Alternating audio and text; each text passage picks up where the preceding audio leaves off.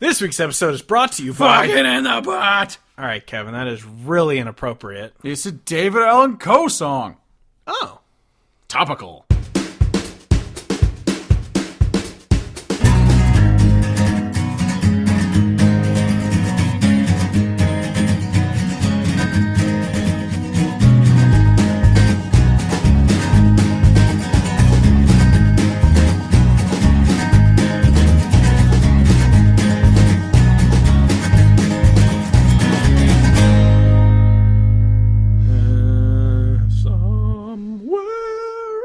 Inside your butthole, there's a mouse. Lemmiwinks, you must make it to the small intestine. Lemmiwinks, you must make it to the small intestine. The cantata fish of the stomach.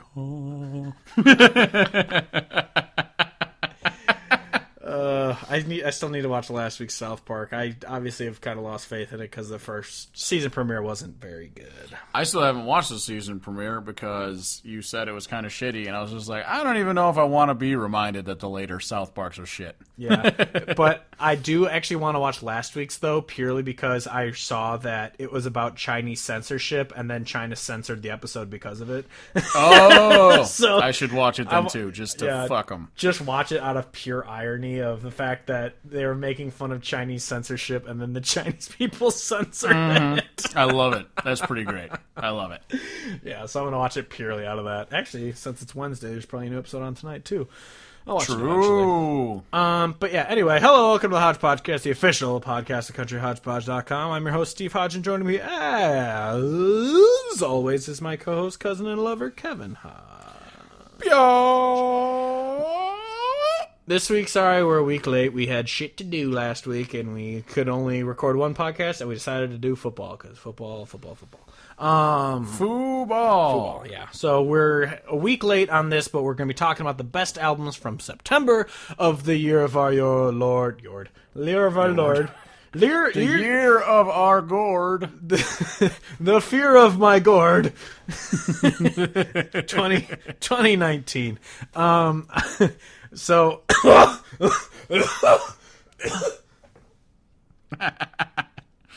And that's how the podcast ended.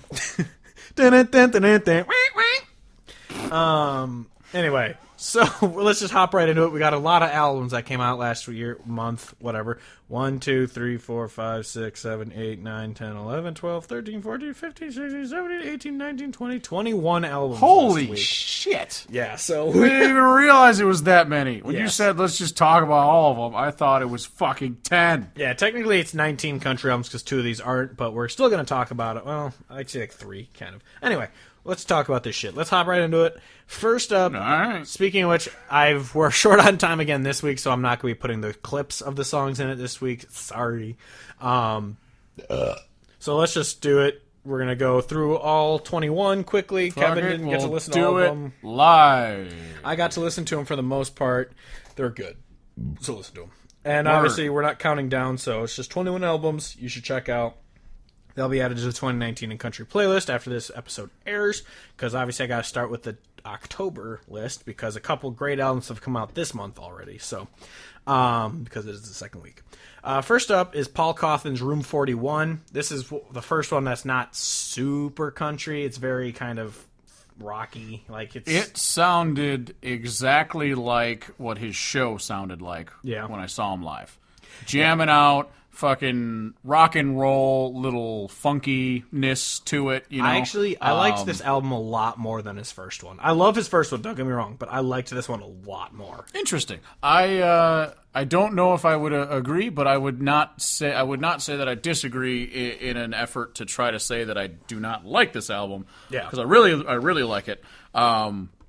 But there are some songs on his first album that are just like some of my favorites of the last couple of years. I mean, his acoustic cover of Body Like a Back Road was really good, so I agree.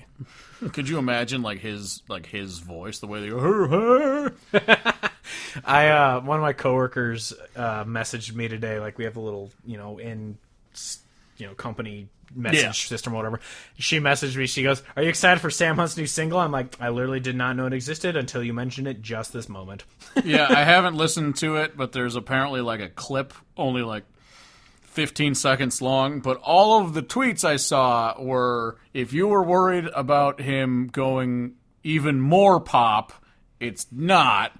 But if you thought his quote about being inspired by Tyler Childers meant that he was going to make country music, it's not.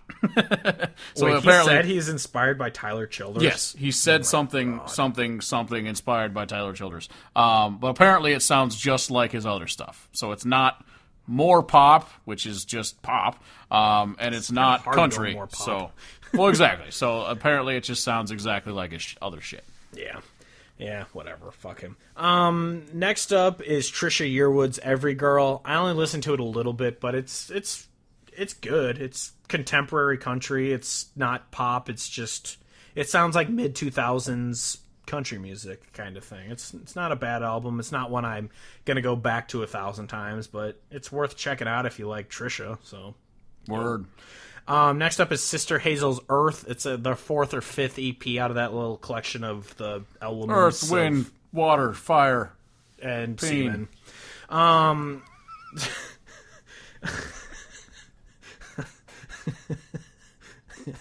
Why does anyone listen to this podcast? We are too stupid for our own good. Yeah. IQs just plummet when listening to this podcast. I used to be a smart man, and I am not no more.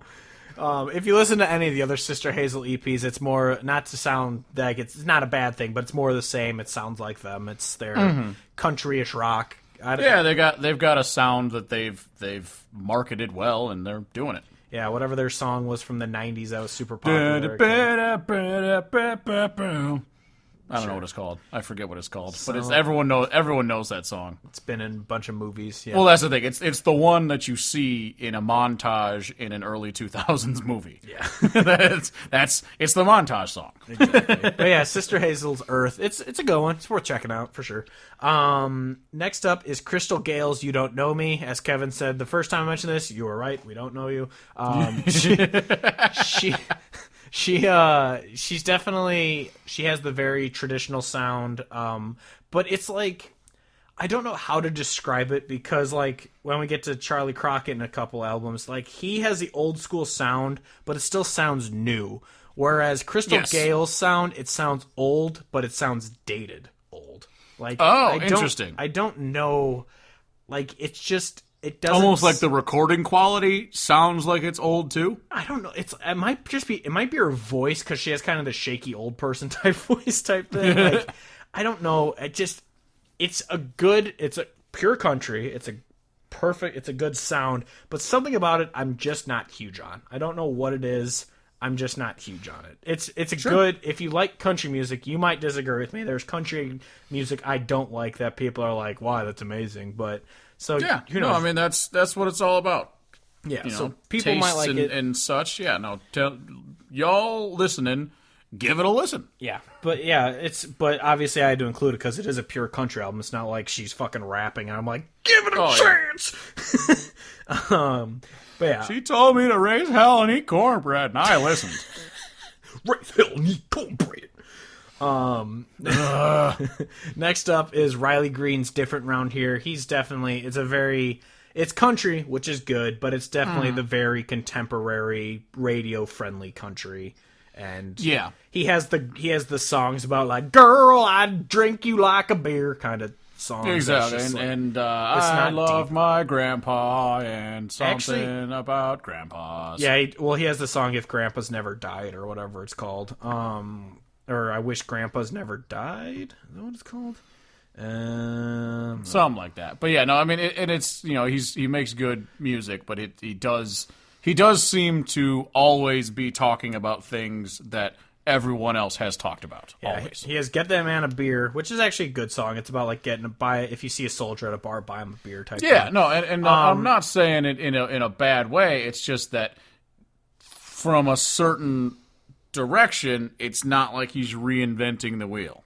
Yeah, and then he has like Outlaws Like Us when you're not an outlaw, but then he has like In a Truck Right Now, so like he has that sound to him. So exactly, it's country though, so I'm not going to shit on it. Riley Green is a good artist. It's just don't expect depth out of that album. Yeah. Next up is Charlie Crockett's The Valley. It's more of the same. Like I said, not a bad thing, but Charlie Crockett definitely has his sound of the Cajun 50s type country. And yes. It's very, very, very good. But I love Charlie Crockett's music, don't get me wrong, but I do kind of get burnt out by him because I'm pretty sure he releases like 2 albums a year. And it's just like... He has been releasing albums at a fucking alarming clip. Yeah. I don't know, like you said, 2 albums a year. It might be 2 albums a year because it's been a lot. There's been a lot of them. I love them, but it is hard to, like you're saying, it is hard to like stay on top of all of them and like really listen to them and like understand them and like learn all the lyrics or whatever.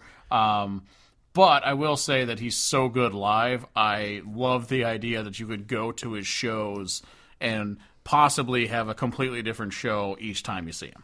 Yeah. So he has 6 albums, and his first one came out in 2015. So that's how many albums he's released. One 2015, one 2016, one, it looks like 2017. Yeah, 2017, 2 2018, and then this one this year. So he's only had 1 this year, actually. I thought there was 2 this year, but he has 1. Yeah, so he has 6 albums in 4 years. So yeah, that's pretty good. Yeah. Next up is Hailey Whitter's The Days. I'm not gonna lie, this is one I didn't listen to too much. She's not White Claw country, but she's on the border of White Claw country. What you might call a truly country. Do I have to make another shirt? It's even funnier because it's truly country. It's truly country. I swear, it's truly country. Dude, I walked into the store the other day. There are like 3 new hard seltzers out. Like, everyone is piling on that. My dad train. showed me a fucking email that he got from like the Homebrewer magazine. Like, want to make hard seltzer? And he's just like, no. Jesus Christ. You mean your dad's not a basic sorority bitch? No, I mean, he tries. He really wishes he was. But no, she's the one, I'm pretty sure she's the one that I said has the song Red, Wine, and Blue, which is a clever... Oh, yeah. But she's country. She has that sound of kind of the basic sound, but it's country, but it's not like, she's not fucking Gretchen Wilson type, Yeah. But yeah, it's good. We're checking out. Next is Dave Adkins' Better Days. He's just a hardcore bluegrass dude. There's another one on here that we'll talk about later, but he's really, really good. He's got a strong voice. Yep. I know that I've heard him before. Yeah, so that's awesome. We've had albums by him on here before. I'm actually going to move this next one up just under it so we can talk about it as well. I know you listened to this one, is Billy Strings' Home.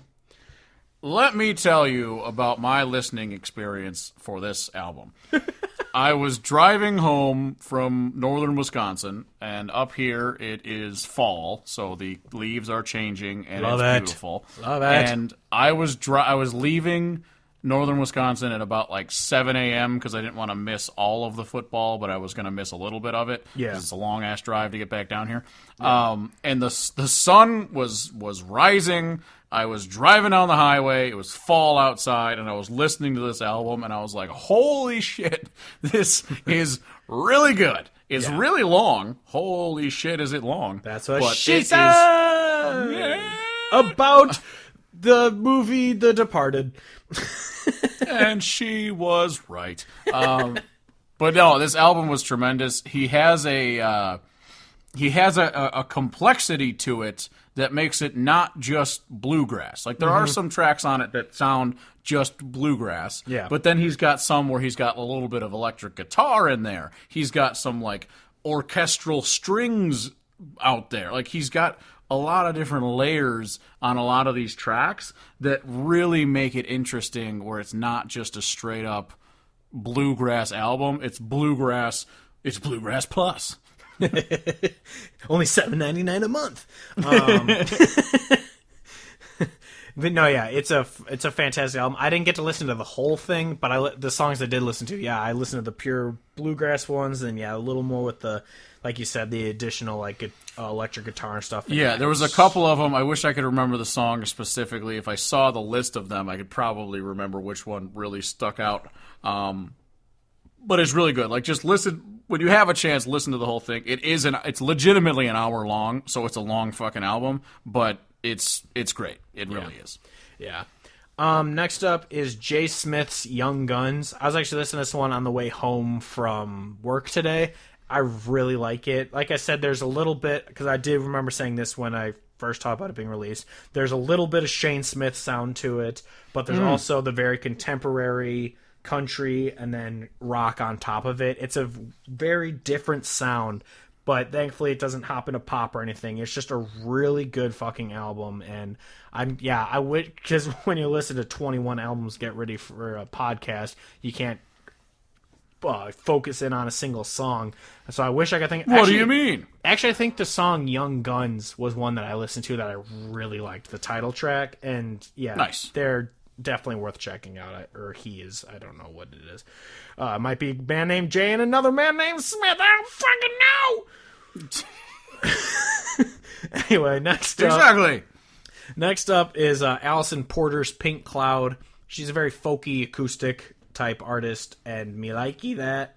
Me likey that. Yeah, I don't have too much to add. This is one that I listened to when it came out, but I didn't get a chance to listen to it again. But it is a very good album.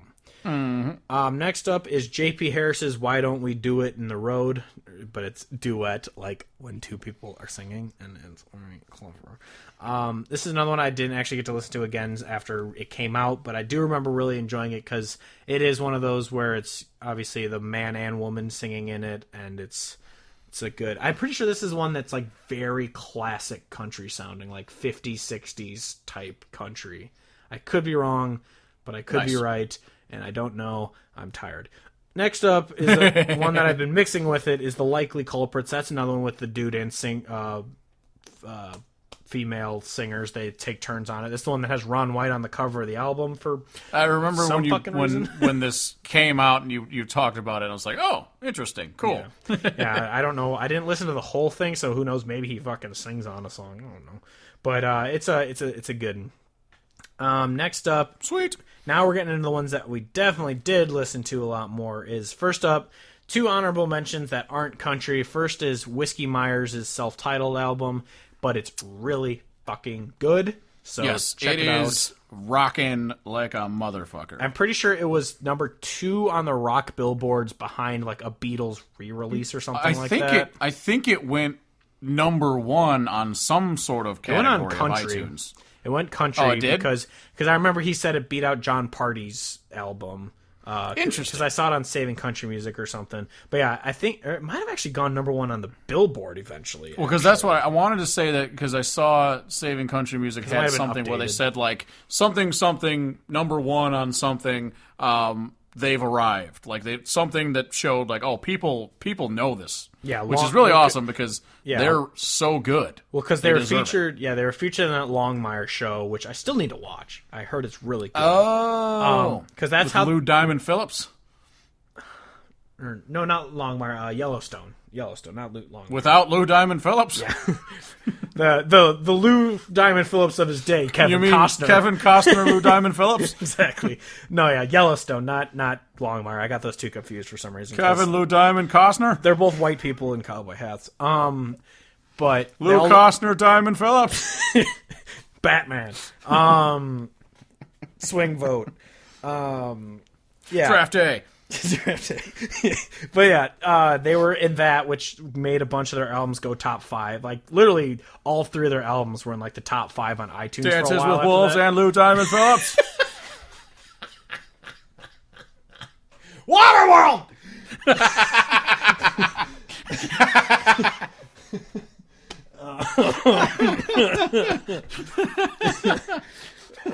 We've been recording too long. My brain It's fried. But yeah, it did that, and then they opened for Rolling Stone, which obviously boosted them even more. So yeah, they are a huge fucking band now, which is hell yes. Which is insane that we saw them at Joe's not that long ago. Right? And, yeah, so it's awesome that they're getting exposure, and yeah, this is an awesome. There's I think one song on it that's kind of country, like an acoustic rock ballad type sound, but it's mostly hard rock.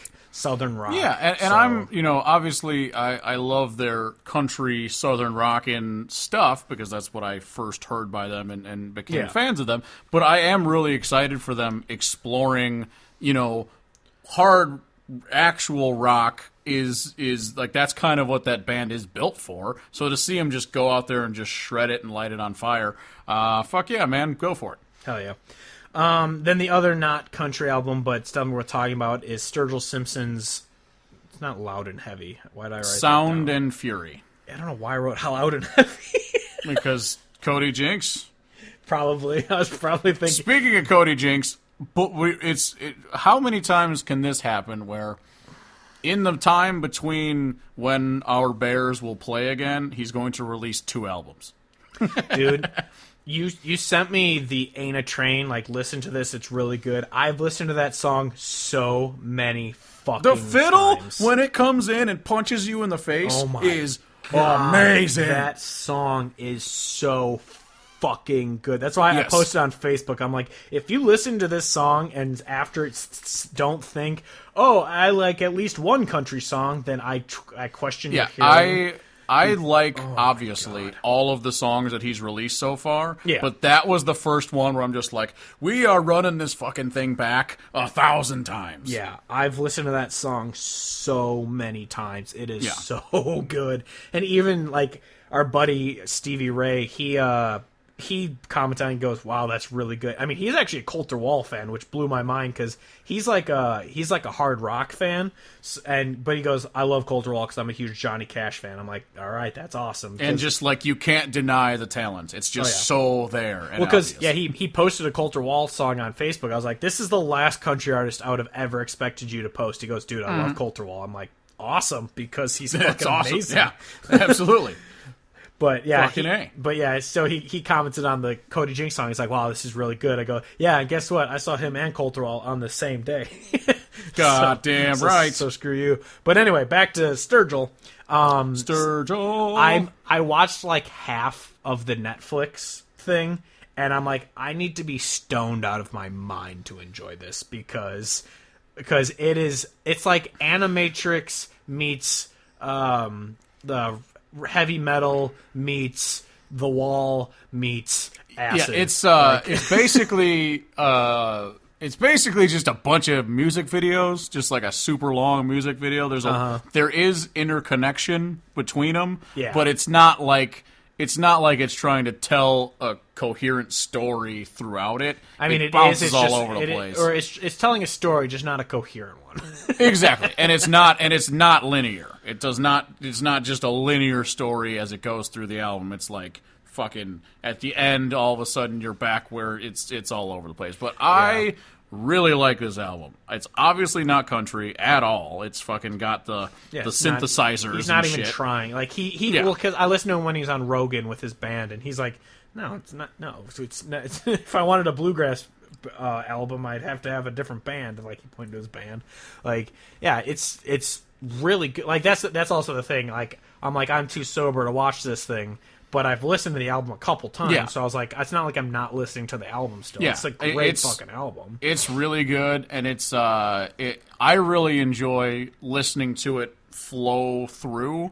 It has the way the album's laid out is it starts with the radio being turned on and a car revving, and then that's how it ends with the radio and then the car speeding off into the distance. So it's kind of like a flipping between channels kind of thing. So it's not like they all roll into each other exactly. Yeah. But it's still, I really like listening to it go start to finish. And he's he just makes music I enjoy listening to. I realize it's just a really dumb thing to say because obviously if you like the music, you enjoy listening to it. But I don't know what way to say it other than the fact that every time he puts out an album, I just thoroughly enjoy listening to it. I just really do. He has 4 albums out, and they're all completely different from each other. The only 2 that are even semi-close is Meta Modern Sounds and Turtles All the Way Down.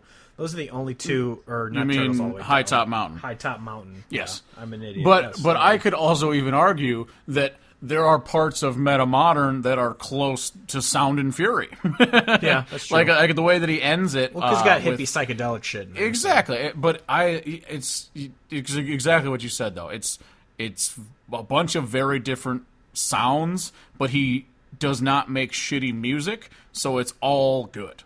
Yeah, and he even talked about it on the podcast. He's just like, I just like making new shit. Like, I'm not, like, I like that he's not a slave to a genre. He just makes what he wants, and that's how he's fucking a Grammy-nominated shit. He's got a song on Sound and Fury that's just called Make Art Not Friends, which is pretty clearly talking about, like, I'm going to make whatever the fuck I want, and I don't even care what you guys say about it. Yeah, like, he on the podcast, he was talking about, like, he's like, I used to work, I had a good job that I left. He's like, I just want to make music. Like, he's like, I don't like having a boss. I just want to do my own thing. And so that's what he's done. And he's made a fucking great career out of it. Hell yeah. Yeah. So yeah, I'm all for whatever he puts out. I'm not going to sit there going like, he's a country artist or like, fuck him. He's not country. Because I mean, he'll agree he's not country. He's not making country music anymore. But yeah, I'm just a Sturgill fan. I'm just a fan of his fucking music. And exactly, and this is exactly the same thing that we say about other types of things that are not country but are well done. Is like, I don't care if it's not country. I just will say that it's not country, and saying that it's not country is not a slight. At it. Well, it's just a statement of fact. Yeah, and it's like I said to you, I don't know if I said it on the podcast, because I don't remember when the album came out. I don't know if we've recorded since it came out. But like Zac Brown Band's The Owl, when that, because we did do the dramatic reading of that shitty song. But I was just like, I texted you, I was like, it is an atrocious album. Then I go, wait, correction, it's a great album, it's an atrocious country album. Because Zac Brown Band, despite the fact that they make crappy pop music now, they're still a talented fucking band, and they still make good music. They still have the talent to make good music. Well, except for the one song. Except for, that fucking Gucci Stacks, Bang My Sluts, or whatever. Gucci sax on sax. Gucci sax on chins. But, no, yeah. Other than that, terrible fucking rap song, because that's a divorced white guy trying to pretend he's cool still. Yeah, no. When you said that, apparently he's going through a divorce, it all makes sense now. That's exactly it all makes sense now. Yeah, it all makes sense why he thinks he's cool all of a sudden. Yeah, because he's going through a divorce and. Yeah, because I guess the Zac Brown Band actual page posted like an interview, like he goes through his career and what it's like going through divorce, and I was just like, that explains it. That is right there. That explains. Well, shit, he released a self-titled pop album too. Yeah, right after The Owl. I haven't seen it because I don't think it's not on iTunes or anything, so I don't know. I haven't listened to it, but I'm sure it's clicked on a song. And it was bad. Yeah, like, I don't doubt it, because I don't think he's a great pop artist, but, like, I know you didn't like it, but I liked the Sir Roosevelt album. I actually thought it was a good album. I work out to it still. Like, if the songs come on, I enjoy them. Yeah, well, I brushed my teeth to that shit. Anyone know the worst African child?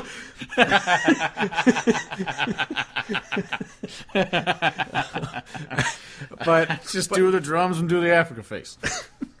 But no, like I liked Sir Roosevelt's album, but it's a thing. We're going way off track, but I think he's a talented guy, and like we said, saying you're not country isn't a diss against your music. It's just stating a fact of it's not country music. And yeah, exactly. That's exactly what Sturgill. It's not country music. We're not trying to say his music's bad. It's just not country music. But it's a good album, and you should listen to it. But what is country music is the Highwomen's self-titled album. I listened to Crowded Table on the way home. It came up on the shuffle, and God, that is such a good song. Yeah. And as I said before it came out, I said I was worried it was going to be a bunch of women anthems, but then when it came out, I was very happily proven wrong that it is just a great fucking album. Exactly. You can have political statements and all that stuff. The only thing I ever worry about is that if you just get so far into that you can't make a song that has anything to do with anything else. And they successfully had their statements, had their, completely different, and it was all country all the way through, and it was great. Yeah. Yes, I really enjoyed it, and I hope for more music from them. I enjoyed it. Yeah, absolutely. Next up is Isles DeLange's Gravel and Dust. I've been singing the praises of this one since it came out. I fucking love this album. She's a very folky artist, and I love this one, and everyone should check it out. I don't have to. I've been saying it for weeks. Listen to it. I don't have much else to say about it. Check it out. I like it. Me likey that. Me likey that. Fuck off. I don't want rules. I don't know you shit. Anyway, next up is Dory Freeman's Every Single Star. I listened to this one a few times through, and I love it. I mean, Dory Freeman, her other albums are amazing. It's more of that. It's just really fucking good. Actually, there was one song I loved. I need to find. What was it called? Was it called Karate Guy? I'm a karate guy. Kia.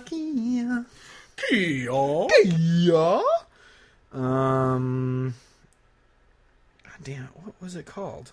I can't think of it right now. But do the donkey roll. It might be like it might be Like I Do, and it might be All I Ever Wanted. I mean, they're all good, but yeah, she's phenomenal.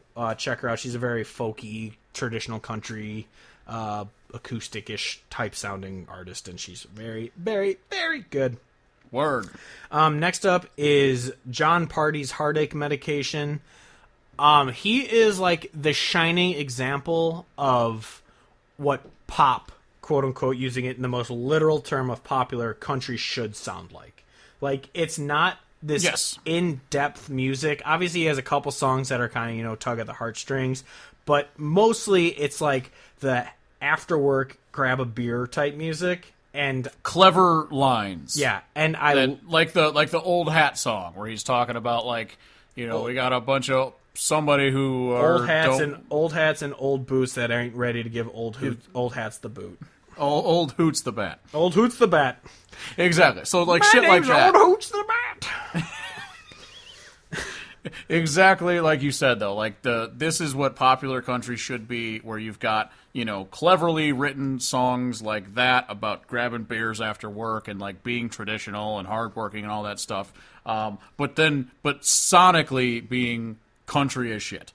Yeah, because he's got songs like you said, Old Hat. You got Me and Jack, which is the Me and Jack Don't Get Along No More, which is a kind of goofy song about that. Mm-hmm. And then, obviously, as he is a country artist, he has to have at least one song where he says the word tequila as if it's the words tequila. So he has Tequila Little Time, which is a really dumb one. But, but then again, he does have a couple that are kind of, like I said, the little heartstring one is Ain't Always the Cowboy, which is a good one about ain't always the cowboy that rides away. And what's the he has one song about you gotta be an idiot to let her go or some shit like that. I can't. It's one of the earlier songs. Nobody Leaves a Girl Like That. Yeah, or Don't Blame It on Whiskey. No, Nobody Leaves a Girl Like That. Where it's that idea has been sung a bunch of times, but he makes it just a little bit different in his own thing, and it's a country song. And it's country. Then I also really like the title song, Heartache Medication. It's a very upbeat song, just about getting drunk. It's your heartache medication, and I really like that song. Yeah. Then next up is Michaela Ann's Desert Dove. She's actually an artist I heard about purely because back when I used to run the Twitter, Joshua Headley tweeted out something, and she responded to it like, it was good seeing you in the airport or whatever. And I was like, who is this? So I checked out her music, and she is so good. I think I said her album's Desert Dove. She's so good. I love this album, and everyone needs to check it out. It's one of those, again, I haven't listened to it enough to know each song by name, but as a full album, which is obviously what we like promoting more than individual songs, other than when we do lists of songs that are individual, this is an album start to finish that you should listen to. It is so good. She's one of those very calm, folky type country artists, even though there's a lot of traditional in there as well. But yeah, definitely check that one out. And then finally, you made it through. 21 is John Stork's Radio Cowboy. Did you listen to this one? I did not listen to this one, but I have listened to John Stork in the past. I don't remember what. I think it might have just been an EP that he had before that I've listened to. It's possible. But I know that there's some stuff from him that I've listened to in the past that I really did like. So this is one. This is a priority for me going forward. I ran out of time before football was on the radio on my drive back. Before I had to stop listening to music. I didn't add this one to the playlist, so I gotta add it really quick. But yeah, it's a really, really good one. He's he's like the very Texas country sound. I'm trying to think of which one. Radio Cowboy, which is the title song, is really good. Facts and Lies, I really like. The first song, three chords, Playing with Dynamite. It's just all really, really good, and y'all should check it out. Word, yo. Smiling Country. All right. That's it for this week, or this month's albums. If there's any others that we've missed, let us know. Obviously, The Owl was just too good to be on this list. We can't even compare it to these pieces of shit. I mean, we did even still talk about it, though. I don't know what else came up, but yeah, those are 21 that you should definitely check out. If you were thinking that there was nothing that came out recently that you need to listen to, you're wrong. It's wrong. Anyway, moving on to our favorite segment of the number one country song of the week, but not from this year because this year's terrible. Comes from the year 2005. Yep, that's already 14 fucking years ago. Shut your face. It was only 3 years ago. Yeah, it's only 2009. I'm graduating high school. I am a junior. No, I wasn't even in high school yet. 2009? Oh, 2000. I thought you said 2005. Oh, 05. I was graduating middle school at that time. Yeah. Because 05, 06 was my freshman year of high school. Yup. Yeah, that's right. To that one bitch on Twitter, we're not fucking 60 years old. We're probably younger than your ass. Yup. Kane Brown stans who are middle-aged and stupid. That one was I think it was a Walker Hayes stan who said that. All right. Walker Hayes stan who is middle-aged and stupid. Yeah. My favorite fucking tweet of all time is the Reginald Spears one of just like, why are you so obsessed with Kane Brown, says Becky, age 40, whose last 20 tweets were about or from Kane Brown. Yeah, whose entire timeline is Kane Brown tweets. I voted for him for the ACMs. Well, I saw there was a tweet, Grady responded or just quote tweeted the Miranda Lambert had a tweet about how Carrie Underwood should be Entertainer of the Year, and all Grady said was just like Miranda endorsing Carrie Underwood, and the fucking replies were just so many.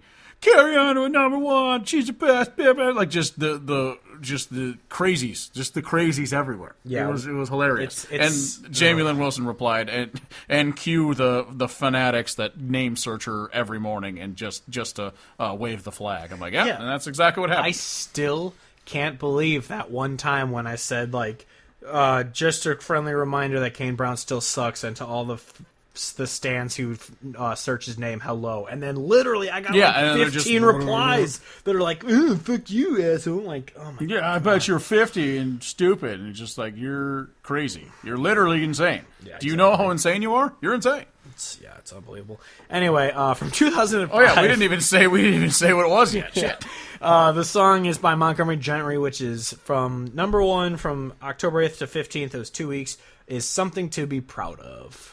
I love this song. That's something to be proud of. This like one, when you take a big dump. I still remember this, like how you have the songs that remind you of your dad. This one always reminds me of my dad, where it's just the like, even though you're not making $1 million, just be proud that you're supporting your family type thing. Just be thankful to be working. That line always sticks with me because that's for sure. I mean, shocker, our dads are similar. It's like they're related or something. Yeah, weird. The same shit that my dad would always say is just be thankful and that you're blessed with work. Because some people aren't, and it's just it's good. This song is I like it. I remember it back in the day. It was good. It was never like my favorite Montgomery Gentry song, but definitely makes me think of that era when you could listen to the radio and not hate everything. I know. That's why I do like, obviously I love going back to like, this was number 1 in 1976. Like, that's cool and all to see like what the singles were back then. But just knowing that even little over a decade ago, you could turn on the radio and it was still great country music. Yeah, I just think it's so funny because I know that there are people who are probably older than us that would say, well, even when you guys were listening to the radio back then, it was still mostly shitty. It's like, all right, fine. People who say country died when Garth Brooks was around. Exactly. It died when fucking Highwaymen were around. Like, yeah, you can be a hardo if you want. But I love that, there was a time when, for the most part, it was pretty good music all the time. And so, like, when you'd have these get-together festival things, they were worth going to. Oh, yeah. And now it's just like, okay, do I pay, $100 so that I can skip half of this thing?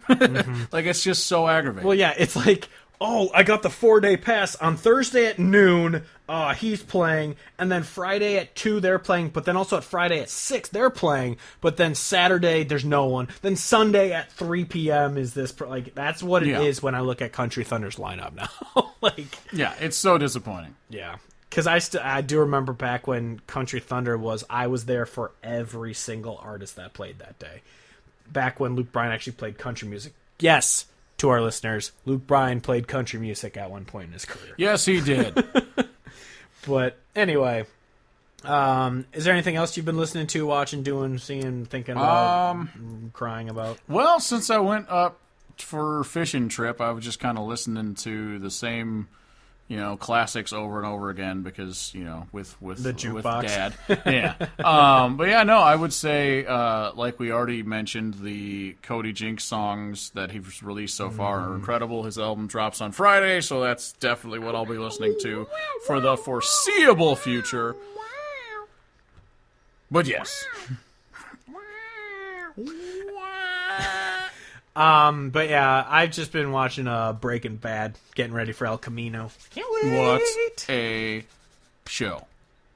Yeah, what a show. I was telling you and Doug about how just there are moments in that show when I still get goosebumps. I'm like, holy fuck, I forgot that happened, or holy shit, it's still impactful as shit. Like, the one that I forgot about that happened was, spoiler alert for anyone who hasn't seen the show that ended 6 years ago. In season 3, it's like at the end of one of the episodes when Jesse's all pissed off. He's gonna go kill the 2 thugs, and he pulls out his gun. And he's about to get shot by the 2 guys, and Walt just runs him over, gets out, shoots one in the head, and he just goes, "Run!" And I'm just like, oh. It's so crazy to think about how there can be shows where the writers knew how they wanted it to end the whole time, and then they made it good.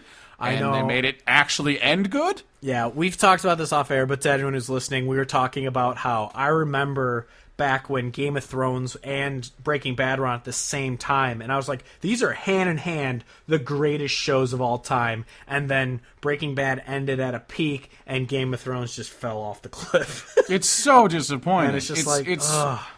I feel like in several years, I'm going to look back after, not having watched Game of Thrones for a while and be like, man, why did I ever waste time with that show? But it was so good! I know, because that's a show that I watched from first season until most recent every time before the next premiere. Like, every season it was coming out, I'd rewatch the show. So I've watched season 1 at least 8 times because I watched it leading up to the show. And I was just like, I did all that for the worst ending, and not the worst ending, one of the worst endings in television history. Because the worst ending is still Dexter, or How I Met Your Mother. Those are still 2 of the worst. Yeah, those are pretty bad. But yeah, and I would say maybe the actual ending isn't, quote, so bad, but compared to what it was, it's fucking brutal. The writing was just lazy. It was exactly. That's the part that's the most disappointing. It's like, this show was incredible for so long. How could you let it end this way? And they even delayed it for a fucking year. Mm-hmm. Yeah, because they wanted to perfect it. Yeah, well, it was just like, all right, well, we really still don't have any ideas, but we got to film something. But the thing is now everyone's like, oh, great, they're going to make a Star Wars series. It's just like, you guys need to realize they're still good writers. It's just they got tired of a show and they gave up on it, which they shouldn't have, obviously. But they're still good writers, and I still have faith that they'd make a good fucking Star Wars show. Yeah, I just don't know. I need to know more about why the ending sucked so bad. Because it's got to be partly due to the fact that they know a little bit about what George R.R. Martin wanted the ending to be, and so they just kind of had to get there. And then partially, the show had been going on for so long that there's so many different things that, so it's just like, well, fuck, I don't know. Yeah. But yeah, Breaking Bad is amazing, and yes, I'm so excited for El Camino. And then I'm going to watch Better Call Saul after, because I haven't caught up to that one yet. I watched the first season and a half or something like that. I don't remember. But anyway, you can find us at CountryHodgepodge.com, Instagram, Facebook, and Twitter, Country Hodgepodge. Spotify, you can find the Hodgepodgecast picks, where we upload the songs we talk about each week, other than the albums, because those go on This Month in Country, where that month I add all the albums, and then they get moved over to 2019 in Country. So please subscribe to that, listen to those. Not that it matters, because I don't get anything for you subscribing to my Spotify playlist, but it's nice to know that you guys are listening to music. But it's cool. Then also, Kevin's Picks of the Week. He tweets it out every time he updates it. 10 songs by Kevin. By Kevin. Yes, he wrote them. By me. For me. No, 10 songs chosen by Kevin that he thinks you should be listening to. Mostly country. Sometimes he throws a little rock. Sometimes he throws a little Zac Brown band rapping. Sometimes. You never know. Listen to those. Also, you can find our shirts on a link through the site. I sold a couple more. Which one did I sell recently? I don't know, but people are buying them, and I love you for it. I get, $6 a month for it. You can find Kevin on Twitter at CSP_Church, where he talks about the Bears, probably. And he talks about how much he loves My Little Pony. Please rate and review the podcast on iTunes. It's also on Stitcher, SoundCloud, Spotify. I think that's it. I don't remember. But that's it for this week. Until next week, we're going to be talking about Sam Hunt and his new single, Hell Yes.